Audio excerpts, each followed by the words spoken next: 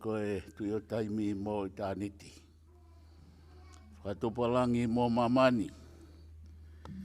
Pule au New Care University ku mau mo iai. A whio me he talo ni ki he whāmiri mo he kāi ngā o whā. Mau te fua i he pangai a loi mata. Pangai o e puputu. Pangai o e whakatu kehe anga e whakakaukau. Kai ke eiki, ke toka whio i mehan ko toa pēko tua koe toka i mananga. Mau hanga tu pē ki he taloni ofa ai a whiona. Lau maari e mā oni oni. Whai mai ho mau whakanongam ho mau whakawhia maari e. O whaki ki mau tola ki ho whaam ho merino. Ai whiohi a ngā e pōko eni. Mau tautapa pē. Ke lotolotoi pē. Ihe apitangani.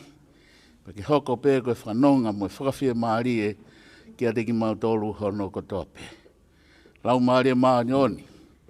Hoko pē ho wholawhala koe whakalota toa. Ki he whahu, ki he ulu motua. Pea pehe ki he whamiri hono kotoa pē. Mo e kāinga ofa, kāinga lotu. O mau kau whakataha i he whiohi a ngā koeni. Kau mai eiki kai hoko e mau whiohi a ngā koe tāpuaki. Monu ia. Pea tuke mau i kona, ai whiohi angani, i ho hua whāpē Sisu. Amen.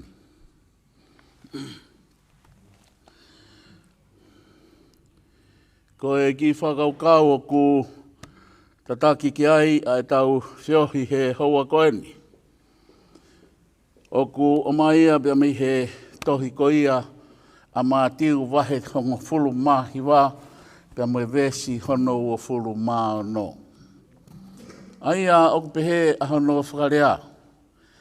But Jesus beheld them and said unto them, with man this is impossible, but with God all things are possible. O tau i heni, ko e tau tengi hia, ai more atu, ai renoa, pela tauna. Ka ku ongo ia ki he taha kotoa. We all dress in black to show that we are sad for her passing away from this life to the other side of life. The thought that I'd like to share with us family, with men, this is impossible. But with God, all things are possible. I'm sure every heart is feeling sad. But with God, you will be happy. The stormy sea, with Jesus, he calmed down the stormy sea. Leprosy, people ran away from lepers. But Jesus, because of his love, he stood there. The leper came to him. It was forbidden for somebody to stay near to him. But he stayed. And above all, he reached out his hand and touched the skin of the leper. And according to the Bible, straight away, ai mokulu koe. Ai mangu hu whanga whakatapu. Ai kiri o e kiri a. kai maa whakaofa. Anything in life, family, tungua ke tau mau ai whakaukau ko eni. Pe tau mana tu I mau pe. Ko taimi pe u tau kau ai mo Sihova. Ha taimi pe mo whahinga tūkunga pe o e mo ui. E liliu e mamahia ko e fia. E liliu e whaingata ia ko e whaingofua. E liliu ia ko e fia maalie, nonga, tofuki. I he mafi o e otua. Ko e pekia ku tau tenghia he pōni. E mo ui peia. Because that is what the Bible says. Even you die in Christ, you die, you are still alive. You will live. And that is his promise. I go up and prepare a place for you. I will come back and take you all to the home that I am preparing. E toi whoki mai e eiki, ke awik tau tolu ke api ko ia. Those who are dead in Christ will be raised up first. They will rise first on that day. Together with those who are alive, righteous people of God, they will go up together to meet the Lord in the air, and they will be with the Lord forever. I'd like to challenge us tonight. Remember always, anything that you can't do, impossible for you to do, with God it will be possible. Pero mafia familia ko whaamu ke pore I ki tau tolu ki ai, I he mo uini, ke wakaua aki, ai mafi, ho tau eiki ko Sisu Christ. Ai lau maari e maa oni, ko e tokotaha o e tolu taha I otua, ke loto I he tau mo ui, to empower us, to strengthen us, to help us. Pea kou tui whakapapau te tau I kona noa. When that rich young ruler went to Jesus, he went up and asked Jesus, what shall I do to have eternal life? Then Jesus said, keep the commandments. The young rich ruler said, which commandment? Thou shalt not steal. Thou shalt not kill. Honor your father and your mother. Jesus recited the 10 commandments to him. You have to keep them in order for you to have eternal life. This young boy here said, Jesus, since I was born, I kept all the commandments. Then Jesus said, one thing is left. You go and sell your wealth, help the poor, then come and follow me. When the rich young ruler heard that, he was really sad because he had many riches. He didn't want to give out his riches to help the poor. He turned his back to Jesus and went back to his house. And Jesus said, whaingofuange ki he kāmeri, ke hu I he ki ia vai hui, I he hu ai tangata koloa ia ki he pureanga o e langi. The disciples asked Jesus, but who will be saved? Then Jesus said his word. Jesus beheld them and said unto them, with man this is impossible, but with God all things are possible. Praise the Lord, family. the impossibilities of life, of your life and my life, and all our lives, with God, all things will be possible. Ki whakaukau pia ko mai he whiwhini, ki hoko koe whakalauta toa ka te tautau. O te taufu loto mamahi, loto taufu ua, tau whakawhi pia si isu ke tau mo ui. Kani hanga ia whakanonga, whakawhia maarie. He koe tau maawa he pō ni, koe ki maawa he whakataimi pe. Talao whatene toi whuki mai, ke ave ene kakai, ki he pureanga kua ne teu teu i. Pea koe whakaamu ia, tau tāri mua eiki ko si suklaisi ke tau mo ui, pea tau whakaau ngā i hono mafi kua ne tala ofa, ke ia te koe ia, pea ia te au. Ken hanga liriu e tau loto mamahi ke tau loto fia. Tae manonga, fia maarie, nonga. O hange e pē koe ngahi mana whakaofo mai whai e heiki. In the beginning, God created the heavens and the earth. The earth was without form and void, and darkness covered the seas.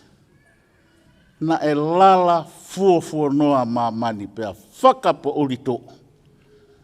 Whalafola pe o tua. God said, let there be light. And straight away there was light.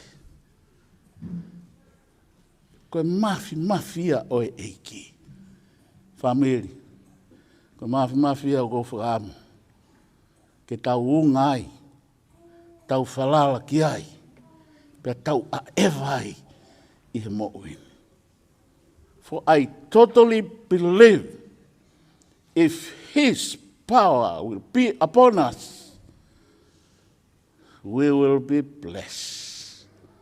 E tāpua ki I ki tau tolu. E whakamonu ia I ki tau tolu. Pea te tau mau ai kuna I he mo'uini. And for sure, we'll make it to that glorious city, heaven.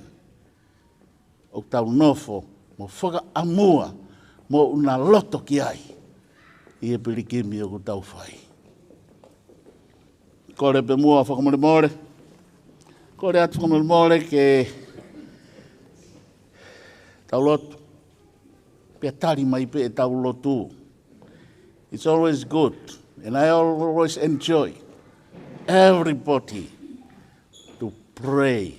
And let us all pray. Kua lotu ai toko lahi, mālohi lahi. More prayer, more power. Less prayer, less power. No prayer, no power. Koia ko kore atu whamiri whamiri tau lotu kotoa. Let's all pray and ask God, give us good weather, be on our side to help us as we fulfill all our responsibilities. Ke ave apela ki hono api ma'u.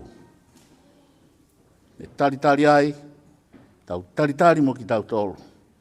Ke aho ne talaofa, tine toi whoki mai ai, ke ave ki tau tolu ki api ko ne teu I. Kore atu whamil mole, tari mai tau lotu, ka osia teu whakaosi atu. Ke tau lotu. Mau whakamalo o tua mahi. Ke whakamani.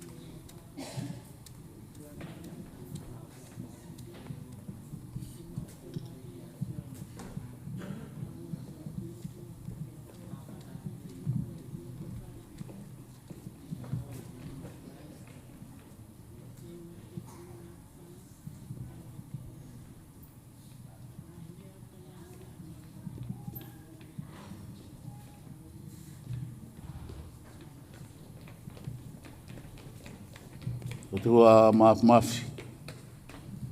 O mau whakamalo mo whawhetai. Tau I hao e Fiona, whai ke mau mo ui.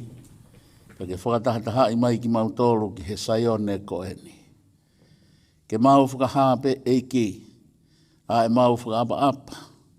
Pea moe o ngoi, lotoanga vai vai. Ke mau whakawhiape ki he kaunangani. Ko ho mau o whaanga. Ko he kaunangane whai whatongia. Ki he whamiri, ki he siasi, ki he kaunga mea kotope.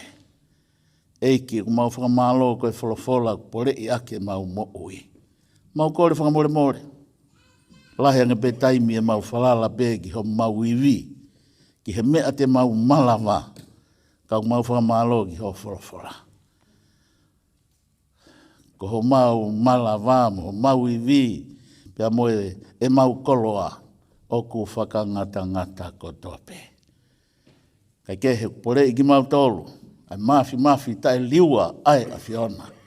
Ke mau whakawhalala I he whanonga anga o e pirikimi ku mau whai mi taimi ki eternity. Whakamore eiki. Loto I he mau mo ui whakawhaitui. Ai family. Ui ngā pe ke mau mau ha loto toa. Ke mau mau ha loto ku fia. Ke mau a ewa pepe mo a Fiona. O hange ko ho whina ngā lo. Ke mau loto ofa. Mau whaita tonu. Pa ke mau a ewa pe mo a Fiona I he ulu ngā anga vai vai. Whamore eiki. Ko e wholofola e ku pore I aki ki mau tolu he whiawhikoani. Ko mau kore whamore. Whaaonga mua e wholofola ke mau mo I whawhaituitui. Tāpakina e whahu. Tāpakina e urumotua. Tāpakina ten. Mon. Moe tauwha kafa. O ku tō he loto whare. Pe tāpakina e whamiri hono katoa. E ki si hawa. Loto I ho lau maria maa ni he mau mo ui. Whanonga mo whakawhia maria ki mau tolu. He koe whalau hola koe ni, o koe kai koe ngata anga ia e mo ui. Te mau toe whe longo aki pe mo ia, I he aho o e toe tuu. Mau whakawhitaulaki ki hea Fiona I hea tā, pa te mau I hea Fiona o taingata. Tāpikina kāinga lotu, tāpikina kāinga ofa, o kunau lava mai, ke mau kaunga whakawhiao ki he kaunangani. Ke hoko pe mau whakawhiao e pōkoini, ke mau whakalangi I pe hohu awha maa onioni. Tāpikina katoa ki mau tolu he pōkoini eiki, tu ke mau mau ha pō I kuna, pe ke mau I kuna e whanonga anga e pōkoini, I he huafa pe o e a Fiona. O mau kore ngai mea na klaisi na ke ako mai ka mau kalotu pe mau pe he. Ka mau te mai ku he langi, ke tāpua ho wafa. Ia ko mai ho pule, whangalo I mamani, wange koi he langi. Ke whaki mai a honi ha mau mea kai, ia whakamore e mau ngahe ngā hala. O hange koi mau whakamore ki nau tolu whanga hala ka te ki mau tolu. Pe ona tuka ki mau tolu ki. Ko he ko ai pule, moe mālohi, moe nau, o tae ngata, e meni. Peka keresi o tau eiki ko si suklaisi, moe ofa na mai, moe whio ho lau mare manuni. Na whaia ia te kumau toluni, o wana hiri kai whaibeo tae ngata, e meni.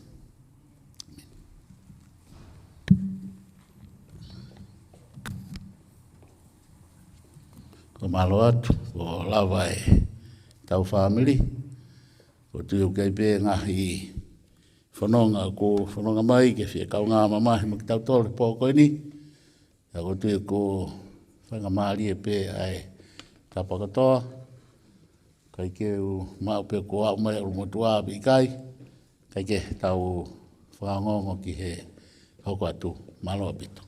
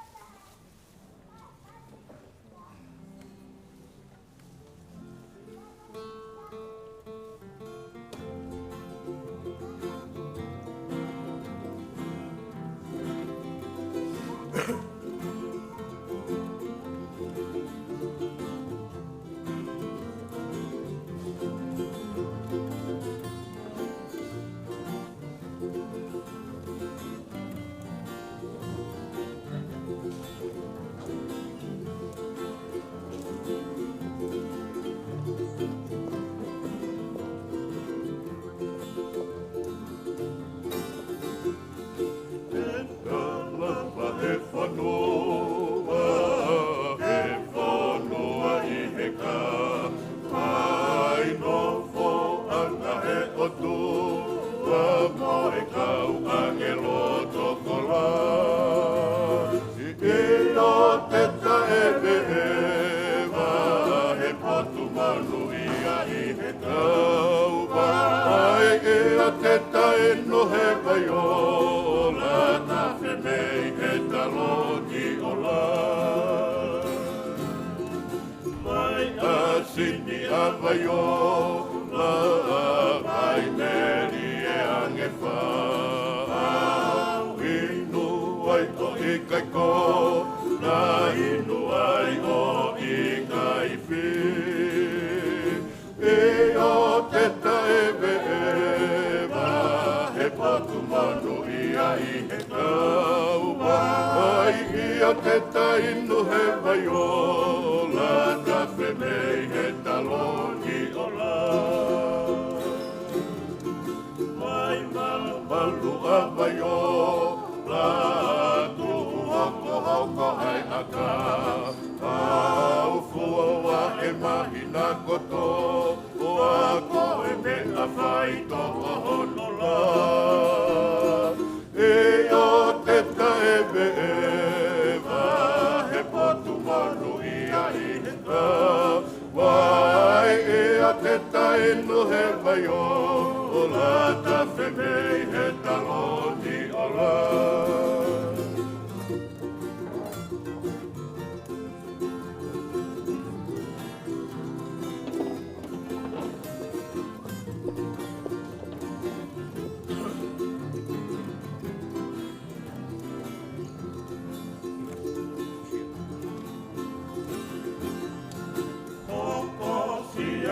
Vaiola, pe au toki iloa.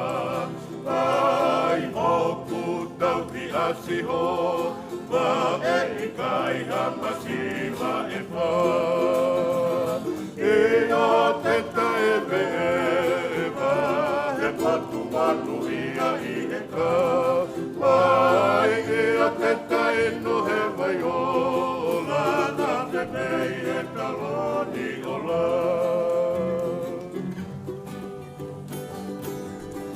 O e malakuoga, tātu ko pepa tonu I. Ia molo ai alo I ma, o tāngalo ai ai o ngosi. I o te tae ewa, he potu manu ia I he kauwa. Ai I o te tae no e vai ola, ta whenei he taloni ola.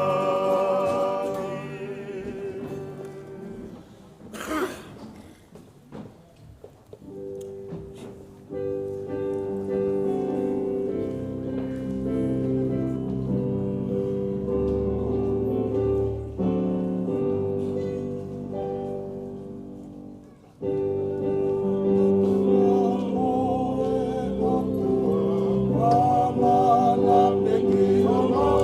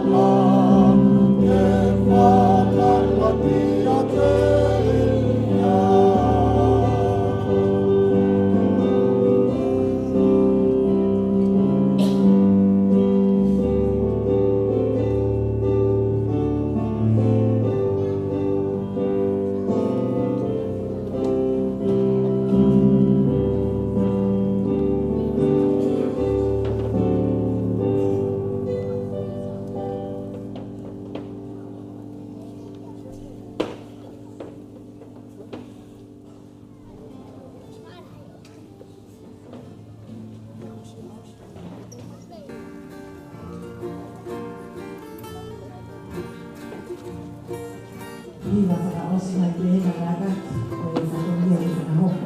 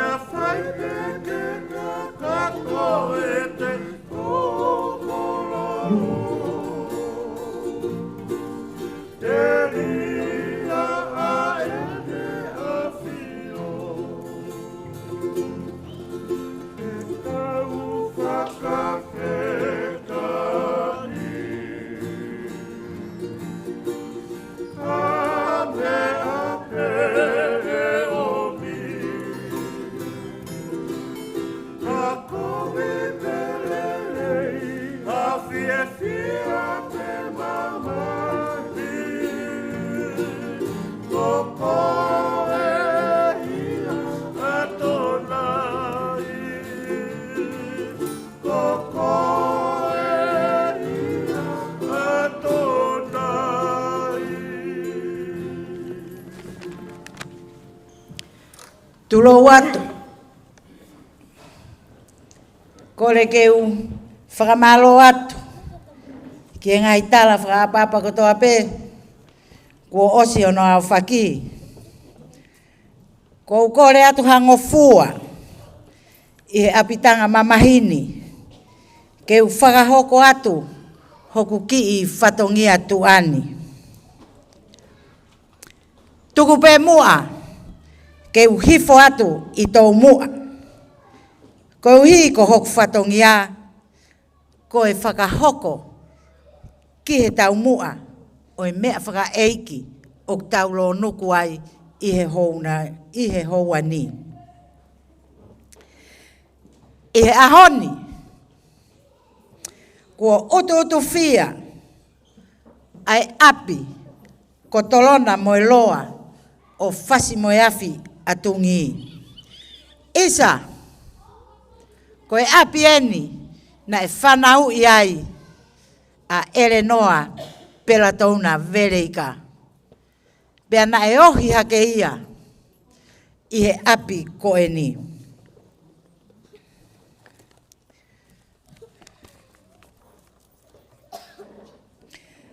Ko e whaamiri ko eni. O gai ho nau tala, o e whaamiri koe ni. Tokua, ko mau tala me he mau whanga whae, pe ki he mau kui. Ka rea lahi, ko e whakalongo pe, mo whakaongongo, ICE, ki he taimi, o ku tala tutu uni ai lahi.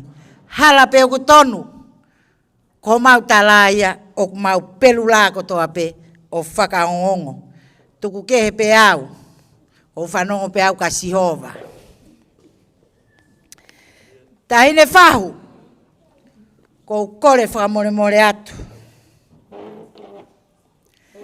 Tuku pe mua, ke watu ai pui tua, a hoku whatongia.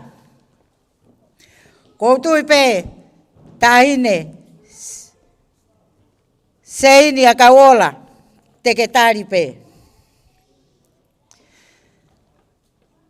Koe uhi, koe tala i whare, na i whakahoko kia ki mautolu.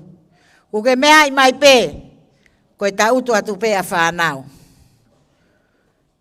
Kane ongo ia, O kia e ki whala paongo uongo kumi. Awhia ki ai whātu walu. Kia ki e aki ai whiu whatu whā. O kia ai mono kato, liki vai. Kotoa ko ia, whuaki atuia mai wheituna. Ke whariki aki hopei tō. Ke whakamahino, koe tau mua koe. Oi mea whakaiki, oi ahoni. Koutoe kore at pētahi ne whahu. Ke tuku maha ngofua, ki hoku whatongia hono wā. O kia iai whala awhi. Fungani ake ai kie tonga.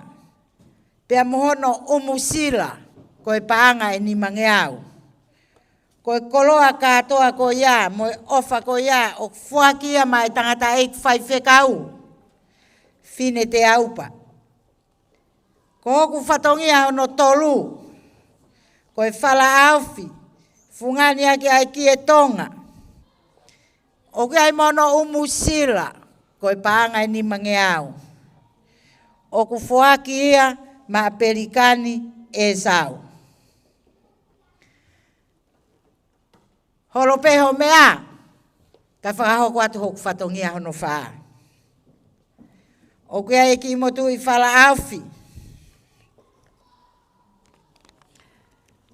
Fungani aki ai ki e tonga. Pea mono umusila, koe paanga e ni mangeau. O fuaki ia, ma manulatu, koe Palestine ma lolo, o siasi ahofitu. Ko hoku whatongia hono ni ma. O kia i e whala awhi, fungani aki ai ki e tonga. Whakamolu aki hono kafpapalangi. Pea mohono umu, sila, koe paanga e ni mangeau. O ku fuaki ia mai siasi ahofitu o four wing. Koe whaka o singa. Ko ki mautolu kotoa pe. Na aku o atu ai ofa. Ai whanga whae. Mou kātaki. Ke mou sio mai ki a te au. Ke utoki o atu. Ai ofa. Whakataha mo ngahi sila. Teria na whepuri ngaki. Kautoe. Ngāri vare tu o te au. Pea iene pehe. Kahiri peko e ni. Mou toki hau ki a te au he tuku. He kou fuwhe mo e kina he tokanga ki he lotu. Tua ofa atu. Lewe e malanga. Kauta tau atu. Ai ho mou malo family ke leo lahi.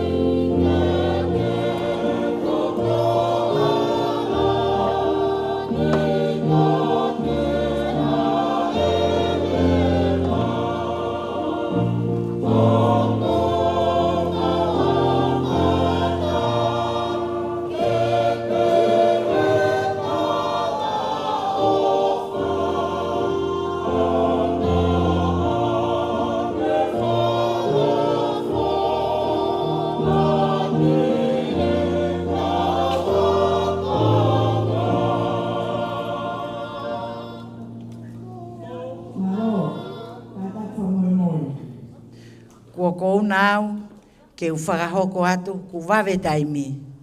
Ai ki manat meri e pē taha, ki he pē kia. Ko e tokotaha koe ni ko pela tauna, na mau tupu hake pē i whasimoe afi. Ko e ki tahine talavou. Ko historia pela tauna, na e wala fo o pēa pela tauna ia. Hono tui tui he ne kui, e vai fo o. He sāpate kotoa pē. Taimina e lava mai aia pela tauna ki Australia ni. Na e nofo pē ia perinta. Aia koe lahi taha ia ki mautolu. Pea hiki me ia i ki a te au. Na ma nofo he tau lahi. Na e taimi.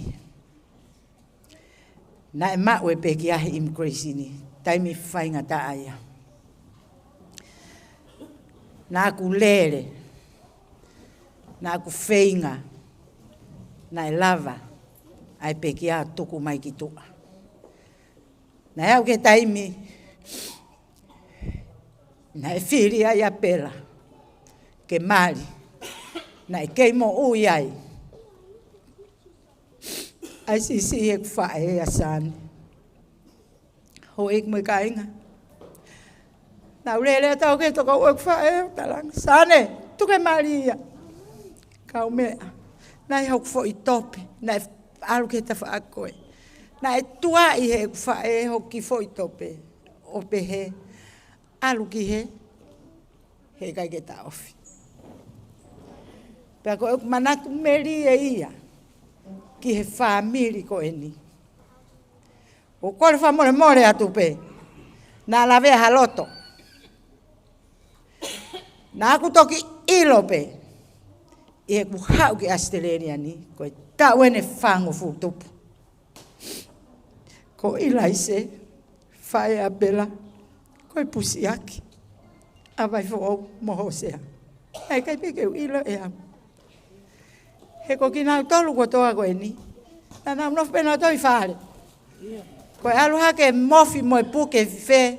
O spuke au. Ko hano inga. Ko e kufai e mea ko e vee alu pa ko ke vee alu pe wau ke haoni. Pea koe, musio koe tō onga e kufangata au ke te. Mana ke kurea ki mua au ke ha mautala. Ko e mautala mai. Si pa hau ngutu pa tau ki lalo he huafa si sukalaisi e men.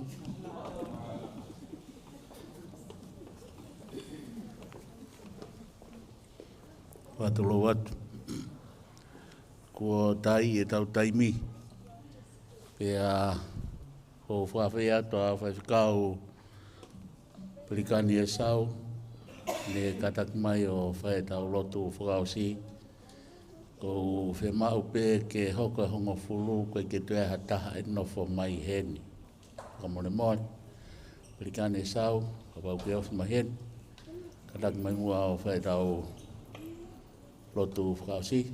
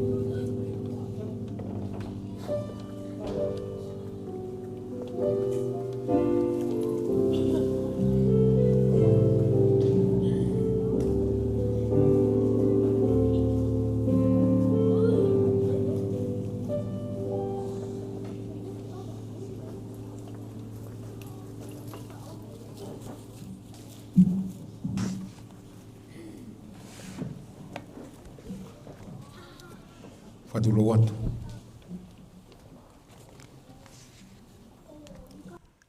Whamalumalo atu e tala whakatapaka kato e lotu bea moe whanua. Kada moke u whawhunga i atu e tanda ik whaifkau. Kau Steven Finne te aupa. Moe kainga lotu siasi aha fitu.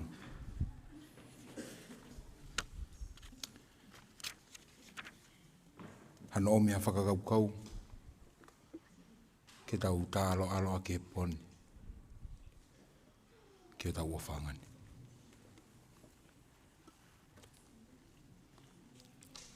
Tau hiwa.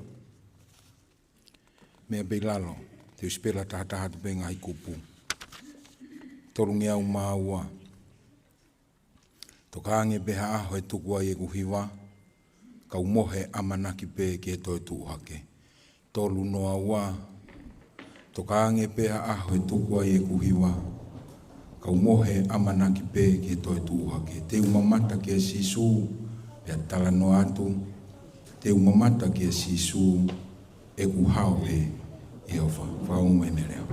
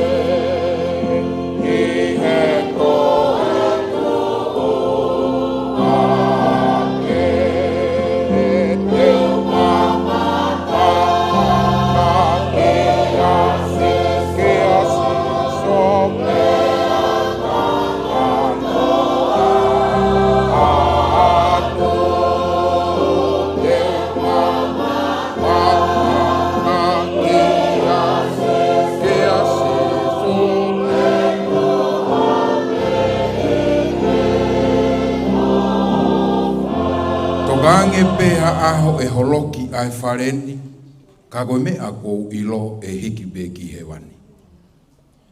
Tokange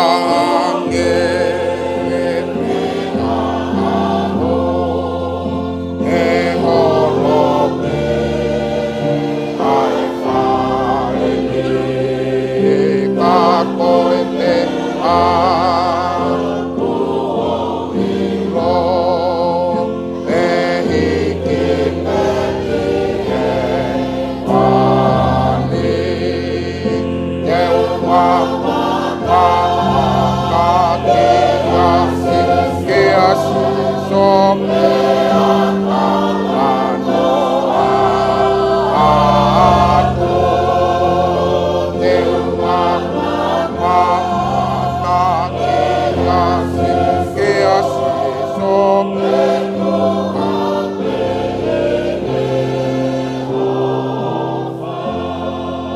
Tokaange peha aho te uwhanongo ki he eki o kune pehe mai malo pea uhu ki he malolo.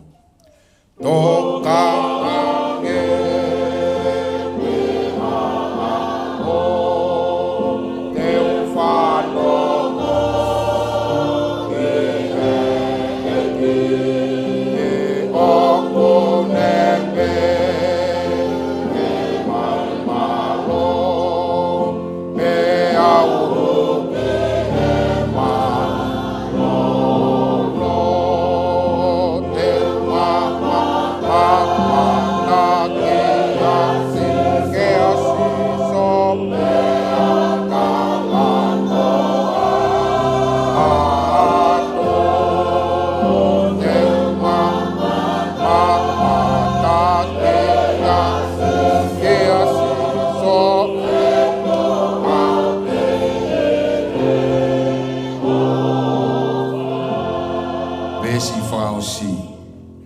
Oua ke hoko ai aho, pe te utoki malolo.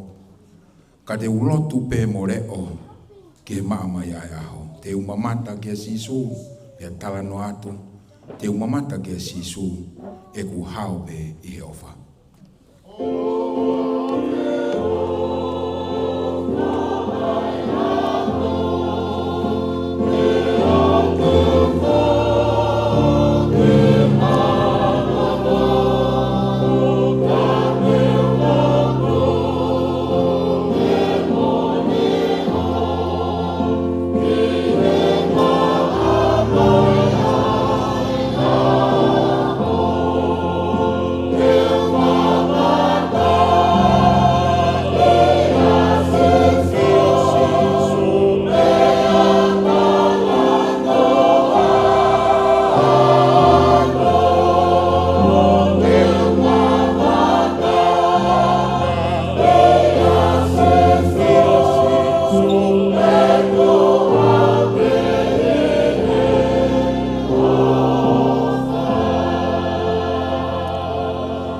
Folofola e lau mātau tolu he hoa koeni. Palofita ko maika hono o e wahe. Ka matalau me he uluaki o e konga ki hono walu. O beni hono lau. Mo uwhanongo mai ki he mea u folofola ki a Yasihova. Tu hake. Pea ke whai he ao e mo unga. Pea ke whanongo ke ngahi tafungo funga ki hore o. Whanongo aki mo tolu ai ngahi mo unga. Ke whakamau ai eki. Mo ki mautolu ai ngahi tuunga mālohi o mamani. E oku iai ai whakamau ai eki mo hono kakai. Pea tene whakamatala mo isileri. E hoku kakai. Koe haa kua uwhai kia te koe. Pea kua whakawhiu i koe i he haa. Whakamatala mai. Hene uomi koe me he whonua ko isipite. Pene uhuhu i koe mei he whare o e kautamai o eki. Pene uwhekaua mo sese mo elone, mo meriame, ke alu i ho ao. E hoku kakai, manatu eni ki he mea, na e whakakaukau kia i a pelaki koe tui o moape. Pea moia na e tari aki e pelami koe fohau peori. Mei si timi o au ki kirikari, koe uhike mou ilo, ai ma oni oni a Sihova. Te unu atu moe haa ki a Sihova. Mo whakatoma pe e au i he ao o e otua ma o lunga. Te alu ki hono ao moe ngahi wheilau lau tutu. Moe whanga uhiki i pulu o ku tata u. E fie maari e a Sihova i he ngahi toko afe o si pitangata. Pe i he ngahi waitafe lolo e tamano. E atu e ku uhiki uluaki, koe uhi ko e ku ngahi hia.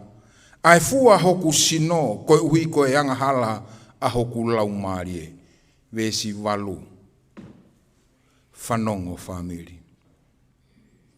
Kune whakahaa kia te koe e tangata, aia o ku lerei. Pea koe haa ku amanaki e Sihova ia te koe. Ka koe uhi, ke whai totonu moloto ki he ofa. Mo ke a ewa moe o tua i he anga vai. Vesi e hulu mea e whakakaukau. Vesi walu whanongo. Kone whakahaa kia te koe e tangata aia o kulerei. Pea koe haa ku amanaki e Sihova kia te koe. Koe hui ke whai totonu mo ke loto ki he ofaha. Pea ke a ewa moe o tua i he anga vai. O wikai aha taha ia e fo au kia e mate. Hufanga e whakatapu. Ko ho mea mai koe nā, ko ia i beho aho. Pea ku ke loto kia i beikai. Ka ko hono whakalolo mā, koe ne hoko koe ki hoto loto whare, ku māngoa i te whakakaukau. Ko hange kua kulukia e whamiri, he taulofu o e whaingata. Neongo koho tau tala ia bea me kamatanga, o ku tākau ai mo ui pea mo mate. Ka koe aho hange koe aho ni. O ka iaha whamiri e amanaki mo teu ki ai. Ka ku whakawhetai hoku lau maari e. E u whanongo mai ki he manatu meri e. Pea koe mo oni. Koe ki whewhine fofonga ka inga o kui loa ko pela. Ko tui beu toko lahi ena koe ke muhamu tō lawe i au. Ka koe aku pīking aku ki he peki ahu mau konga no muka. Tako taimi koe nā ku fuafua wheiloa ki ai mo pelao ne ilo koe no muka au. Nai kehe e mawhiohi. Whakawhotunga ka inga ngea pela e ia teni.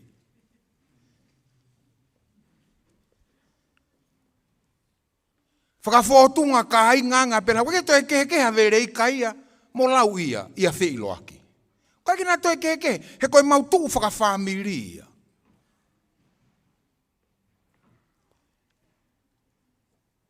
Kai ke fuwholoa me heni mahala peko ngahi mahina si i peko si tu o me. Oho vare au pito. Nau whakaukau kei nusila pea pela. Kou whanong he merere ku honi ho mautou mua. Pea kou hu mai ko pela moe hoa. O vare penene ilo whewhe ho mau api. Pea u eke ange. Ko mo hiki mai. Kama iyo. Pea koe ku tala nai beheni. Koe wheitu koe ko pituila. Koe hala koe pituila roti. Koe whika koe wafa.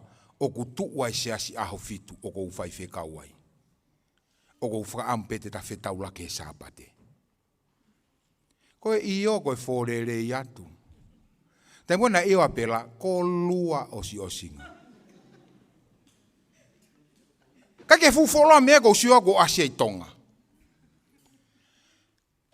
Tai miko na kuwakai ke Facebooka, kai peke utu iau ke talanoa. Kai ke utei tui uluaki ko sio ke ta umotu a. He koe tau tangutu koe nā ku tau pehe. Koe hae mea ku si ave a pela. Kai kei tuku mai pea mea. Toki whakahingoa koe pe ko hai au tuku mai koe ia. He ku tau wakai tau toluia ke he whakawhotunga koe mo ui. Ka ku mou mea i koa whamiri koe tau tuwhakanga mo ui o ku i kai teke te ilo. Koe ai o kou whakotu atu e whakakaukau koe ni. Lolotonga ho kei mo ui lerei. Lolotonga ho kei whakakaukau o ku kei pure i a taimi. Manatu i eni. He koe ahoni ka bongi bongi. Koe mo ui ka teke mate. Ka ko tau whakakoloa eni. Famiri, o kai koe ngata angai mo ui koe ni. Ko mate, koe koma beia. O kai koe ha full stop we. O kai koe ha piriote. Ko mate mo whaitoka, koe koma beia o e whanonga. He ku tala ofa e he otua ia, i tua whaitoka e taha. Ko teutewai e he otua maau. Ha api hei kai toi e ha mate ai. Emeni. Pea koe api koe ia e ka mata hono mau he whakakaukau koe ni. Ka pau ke mea mai he whia whini pa ke pehe. Whai whikau e whewhe e kua usia. Ka ki au toi vei wau. Ka ki au toi vei wau. He koe whakawhotungan. Whanongo. Tala mai he palo fita. Wheiloaki teke unu ki a Sihova moe ha. Taniela teke unu ki a Sihova moe ha. Lua teke unu ki a Sihova moe ha. Ko eni. Whai totonu. Loto ki he ofa, pea ke a ewa mo he otua, he anga vai, ki tahi ne anga vai mon ko pea. Koe matai koloia ke kumuni he whamiri, o ku iloa whamiri afu ia e siasi au fitu, ko te pepe afu ilo kātoa ia. He koe tufakanga whanonga ia, ko ho tau te ui ia, ko e tau moi he ahoni, e ia e aho e ui ki tau tolu he iki. Kai whewhe. Whanongo ki he hiwa. Toka ange pe ha aho e tukuai e ku hiwa, kau mohe amanaki pe ki he toi tūhake. Amen. O ku ifo mate, he te ilo te mo ui. O ku whakalolo mai mate, koe kai ke te ilo e te mo ui. He ko whaitoka, koe koma beia. O ku tala noa e pētere ake o si o pē. e tuku au ki he whakapo uri ko hoku tatari anga. Ka toki hanga he apostolo ko Paulao whakaau, he pā whakamui o mea rea. E ha ere hifo e ki i he ngahi ao. Moere o e angelo lahi. Pea tene ui e pekia i he e ki. Pela tumai. We, he nai whewhe mo ui. Nai whai totonu. Nai loto ki he ofa. Pea a ewa mo e otua. He anga vai vai. Ka bau ko toko naki a he whono nga anga. Neongo wikai ke tau teu tau tolu ke he mate. Ka koe hui ai otua. Ifo te kui. He kua pau e api. O ku toko naki he eki. Matau tolu. Wana iki hono reo he hoa koe ni. Oua na mamahi ho mou loto ku mou tui ki he otua tui foki ki a te au. Whare ku tamai o kia e ngahi nofo anga o kulahi. Kane kai pehe kou talaini ki a te ki mou tolu. O kou alua teu ai potu mou tolu. Pea kou pau kou alua teu ai potu mou tolu. O kou palo mesi atu. Teu foki mai o maua ki mou tolu. He koe potu kou iai. O kou whaka amo. Ke iai foki. Koe kulotu i hanga iki o whaitabu ki na ki tau tolu. He tau tā alo whaka oski o tau ofa ngani. Ka pau e whanguna pela ke to rea mai. Kou tui pe rea mai ke rea koe ni. Kumi ke te au. He api e ku tamai. Ka pau teke a ewa whai totonu. Loto ki he ofa. Pe a ewa moe otua. He anga vai. Ke tau lotu. Mau whakawheta i atu tamai he wani.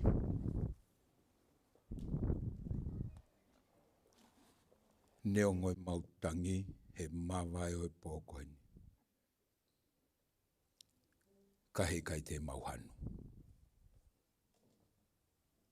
Whakamo one tala noa e pēteri ake. Ko Sihova na ane fuaki. Pure pēa Sihova ki he moui. Tuku pe mua ke mau ahi ke taria. He koho fina ngaloia. Te ria nā mau hahanu bea mau eke i. A sadai o ku whiunga mo mau vai. A whei taulalo ka ke hanga i fofonga mai. Whamilie, whahu, ulumotu a. O ku mau te fua i saioneni.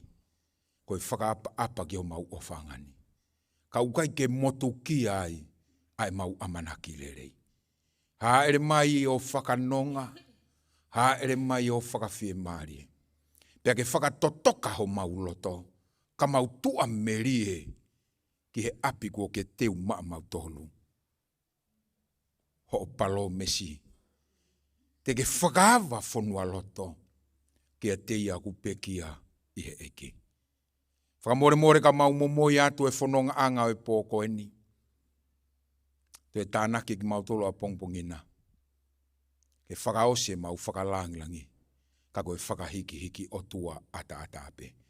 E ke tāpua ki iki mau tolu e Sihova mone tauhi. Peke malama mai nau e fofonga o Sihova. O atua ene nonga.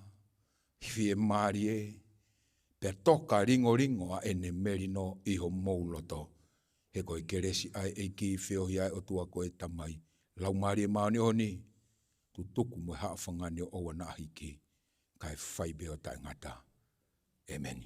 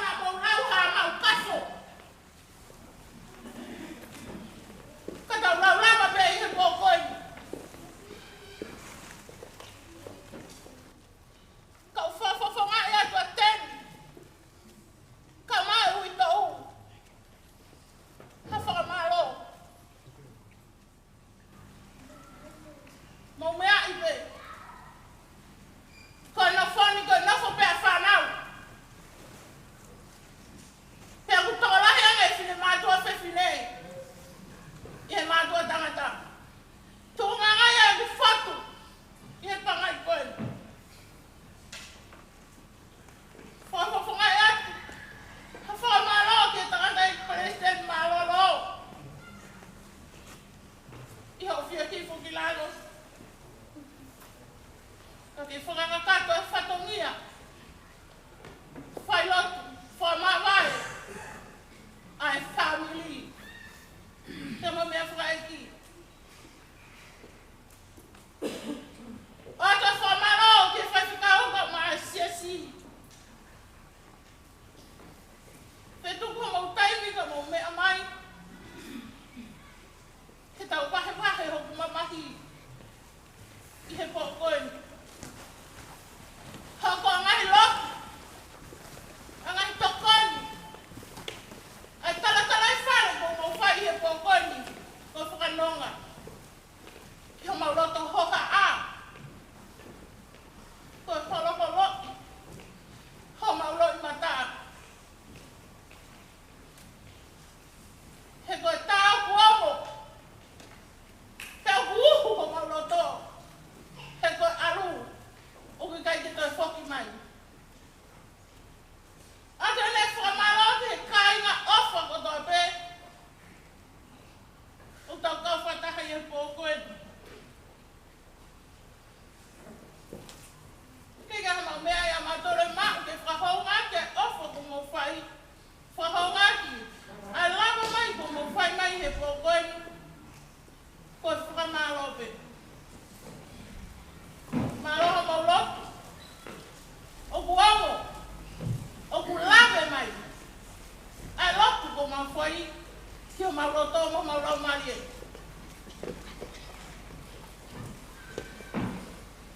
Mau kore whakamore ai. Ko kui ai ha mau tōno nau.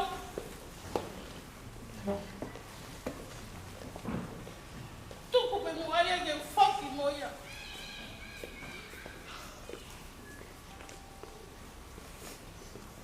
Ka mau to'o pe. Ka mea o au ngā. I he whora o i pōkoeni. Koe tau tūtūni. Ka hini pēni. O koe e whoi pate tahamu. Te tari mai moia mi matapā. Ko te teo e Nikolas, ka mā Joshua. Ka mo teni, ka mā taia moi. Te mau oha whanonga. Te koe whanonga roloa e pōkoe.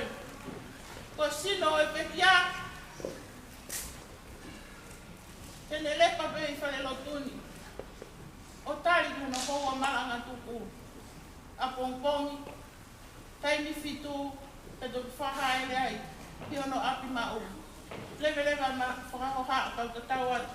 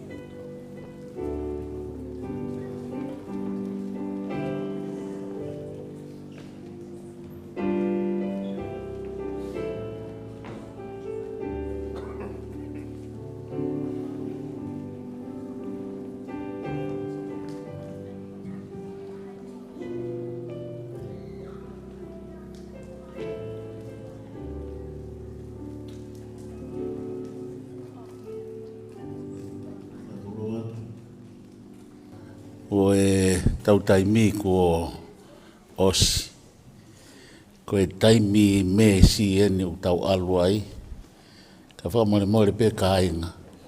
Ko mau ki palo palema pe whare lotuni. Mo ilo pe kau pālangi. Ko ne ova tu pe he taimi koe o tonu ke tau iheni ai. Ko lau ngā i tau tolu.